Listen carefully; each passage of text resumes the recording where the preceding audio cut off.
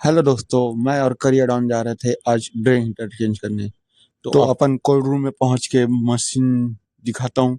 ये देखिए, अपना करियर डाउन गेट खोला और अपन चले गए कोल्ड रूम अंदर। और ये मशीन का अपने को ड्रेन हीटर चेंज करना है। दोस्त को बोलता हूँ कि जाके मशीन को डिफ्रॉस्ट में डालने के लिए, तो वो मशीन को डिफ्रॉस्ट में डालने गए हैं।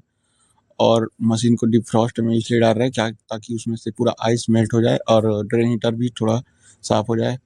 तो अपन देखो, ये पतरे से पूरा आइस निकाल के पूरा कैरेट में भरे, फिर अपन ड्रेन हीटर नया लगाए। और ड्रेन हीटर नया लगाते ही अपना काम कंप्लीट हुआ। तो अपन करियर डाउन को एक बार और भेज देते डिफ्रॉस्ट में डालने के लिए, ताकि अपन हीटर चेक कर सके। और हीटर करने के बाद अपन निकल गए घर की ओर। तो फिर मिलते हैं नेक्स्ट वीडियो।